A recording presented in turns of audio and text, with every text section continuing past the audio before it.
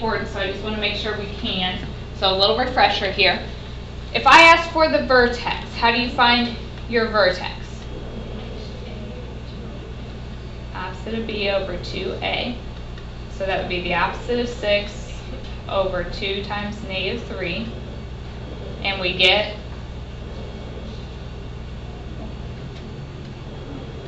1. Then how do you get your y?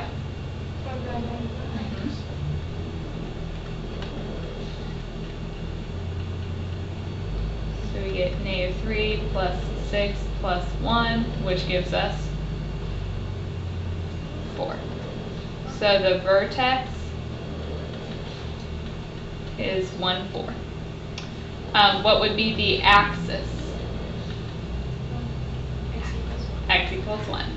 Does this open up or down?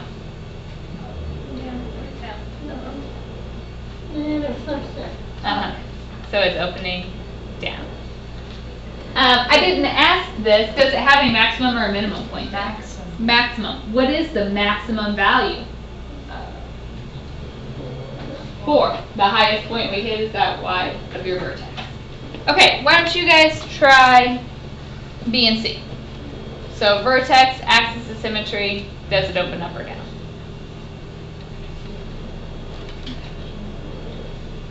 So opposite of B is -8 over 2 times 4, and we get 1. If you plug in 1,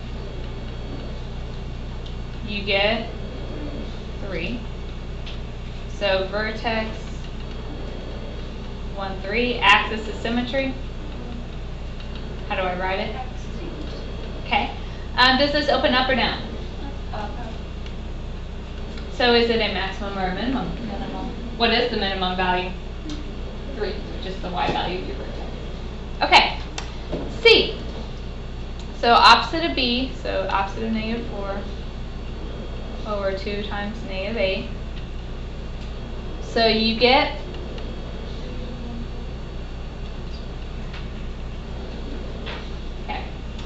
then plug that in. So I get -8.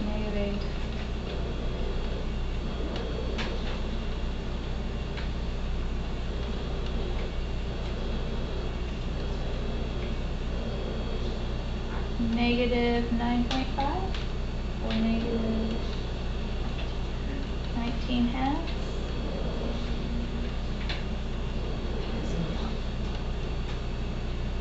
Okay, I can look at it in a second. What's your axis then? X equals -1/4, and this opens up or down? Down. Down. So it has a maximum. The maximum value would be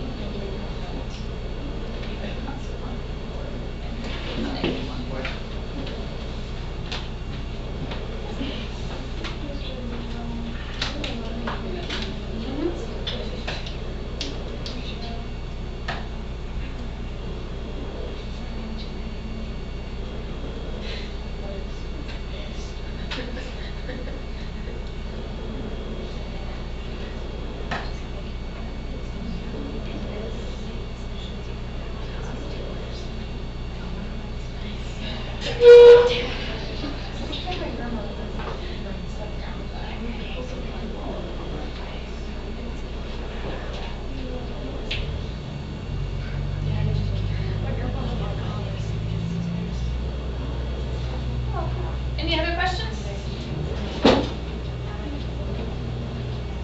Okay, last piece we need to look at. We're going to talk about quadratic models a little bit. We've already mentioned that the vertex gives us the maximum or minimum value. There is an equation for vertical motion. You might have seen this in like physical science or physics. Comes up. So S of t represents height.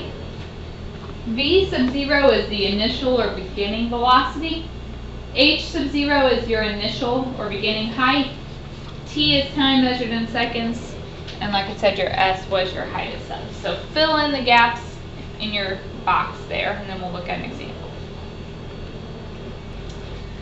A ball is thrown directly upward from an initial height of 75 feet with an initial velocity of 112 feet per second.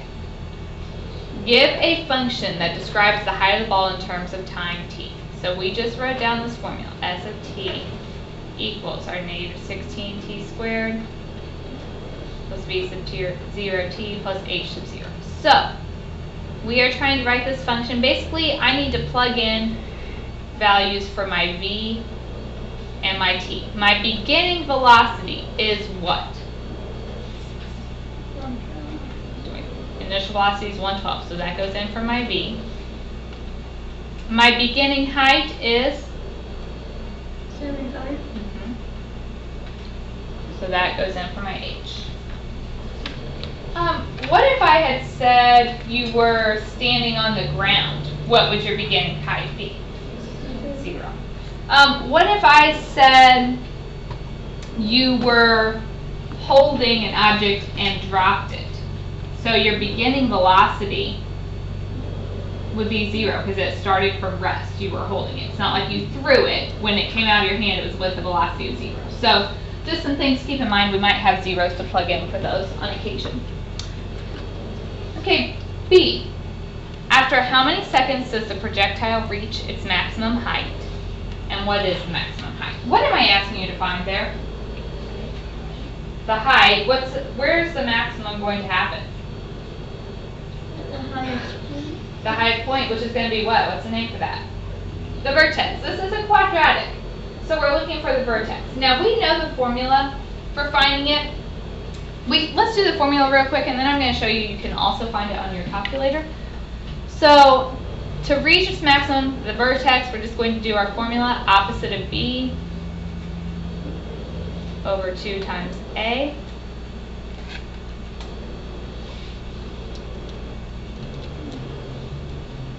And we get 3.5.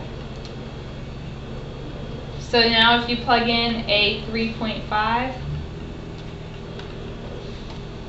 16 times 3.5 squared plus 112 times 3.5 plus 75, I get 271. So after how many seconds does it reach the maximum height? That's the 3.5 seconds. The actual maximum height is 271. We were in feet on this.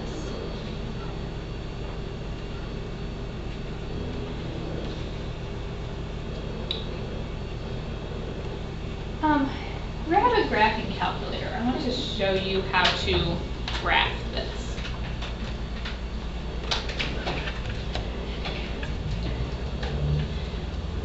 When you use the equation, you have to use x for your variable, not t, so you'll have to go to negative 16x squared plus 112x plus 75. Now, so we're all looking at the same thing. Hit zoom number 6 for me. That just kind of resets your calculator to the normal window that we look at. So zoom number 6. Zoom number 6.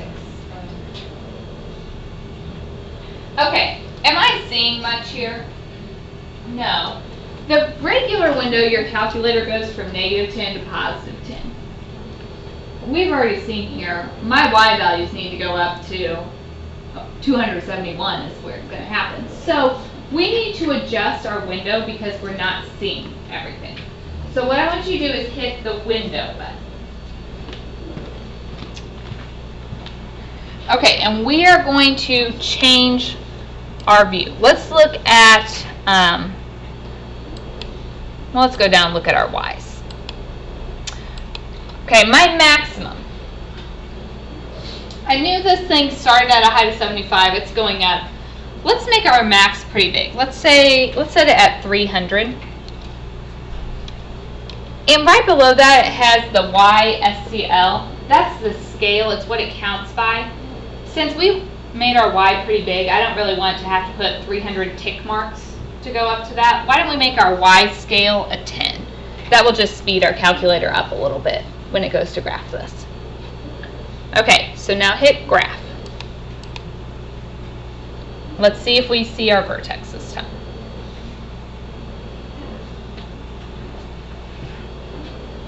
Okay, is everybody looking at that? Now, if I want to find a point on this graph, there is the trace button, but that is not really exact. So if I want this vertex exactly, I don't just want to trace it and estimate. We can find it if you hit second and then the trace button. This takes us into a calculate menu. This is everything our calculator can find for us. What am I trying to find on this one? The maximum, number 4. Okay, now your calculator should prompt you. Is everybody with me right now? We went to second, trace, maximum. Second, trace, number 4. Okay. Is everybody right here? You have to tell your calculator where to look, because this parabola goes on forever, and it can't search the whole thing. So if you look at the bottom, it's prompting me with questions. It says left bound. This is the point we are looking for. You are basically telling your calculator where to start and stop looking. So left bound just needs to be anywhere to the left of that point. Okay, so right now my cursor is to the left. That would work. I could get a little closer if I wanted. Doesn't really matter. So as long as your cursor is to the left of the vertex, you can hit enter. Now it switches and it says right bound. You have to tell your calculator where to stop. So you have to go somewhere to the right. So use your right arrow. Get past that point. It doesn't matter how far past, a little bit, a lot, it doesn't really matter. You just have to be after that point and hit enter. The last thing the calculator asks for is a guess. That's just close to your point and hit enter. Just kind of tells it approximately where to look. Okay, my maximum. Did we get 3.5 and 271? Yeah, same thing. We just did it with the calculator. Okay. Let's look at this next question. For what interval of time is the height of the ball greater than 200? So my height is my negative 16t squared 112t plus 75. I want that to be bigger than 200. Alright, we could do it. We'd have to set our quadratic equal to 0, factor, look at a graph to help us answer, but why don't we just use our calculator to do this? I'm trying to teach you a few tricks on the calculator. Go to your y equals. We already have the equation. I'm going to enter a y2 value of 200. So my y1 is my equation, my y2 is 200. And graph. So what that should do is put a horizontal line going across my graph.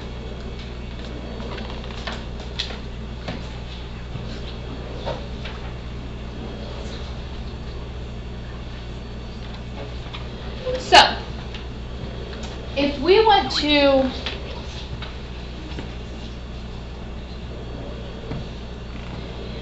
find where these meet. Again, the trace button isn't real accurate, so let's find it exact. Go to second, trace. This takes us our calculate menu. If I want to find where these things meet, what do you think I want? 5, intersect. Okay. It's going to prompt you. It's going to ask for a first curve and a second curve. We only have 2 equations entered, so all you have to do is just hit enter. So first curve, just hit enter. Second curve, hit enter. Your calculator does that for you already. Then you just need a guess. So get close to that point we are trying to find and hit enter. And it tells me the intersection, mine is really blurry, 1.39, is that what it says? Okay.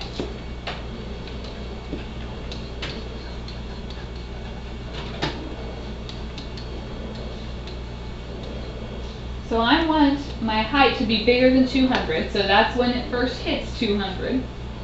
And then I need the second point here. So we will do the exact same thing. Second, trace, intersect. First curve you just hit enter, second curve you just hit enter. Guess you need to get closer to that second point and hit enter. And that one is at 5.61.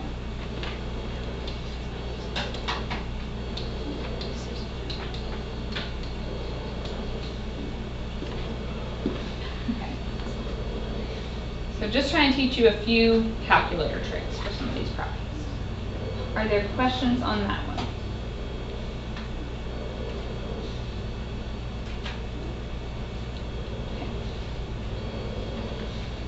One more question. After how many seconds will the ball hit the ground? If it hits the ground, what's your height? 0.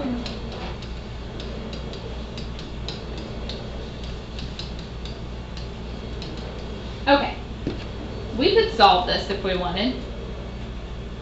But we're practicing the calculator, so why don't we just try it on the calculator? Okay, so to solve this, you would have to do either box method or quadratic formula. Or if we want the graphing calculator, what should my y2 be this time? 0. So go to your y equals, change your y2 to a 0, and graph. What's your... So there's my parabola. I got a horizontal line of 0. Which of these points do I want? The second one. I want when it hits the ground. So then we can do it exactly like the last one. Second, trace, intersect. First curve hit enter, second curve it hit enter. Guess, get closer to that point. And hit enter. And that's at 7.62 seconds.